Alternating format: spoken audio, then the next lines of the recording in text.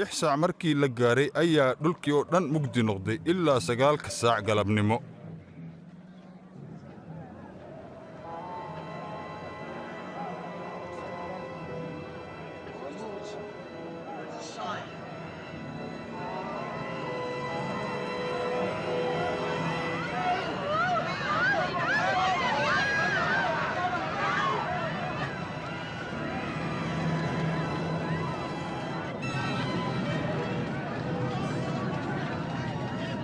daaha xijaabka macbuudka halkaas ugu daahirsanaa ayaa 2 meelood u kala dillaacay.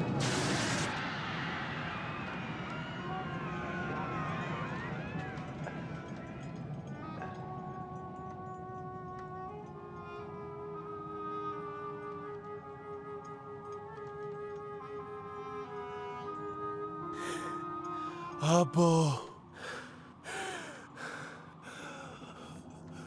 gacmahaaga ayaa ruuxayga u dhiibtay.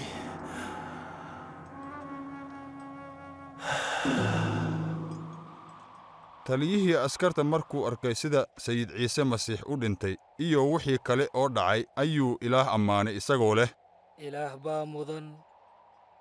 haa runtii ninkan xaq buu ahaa.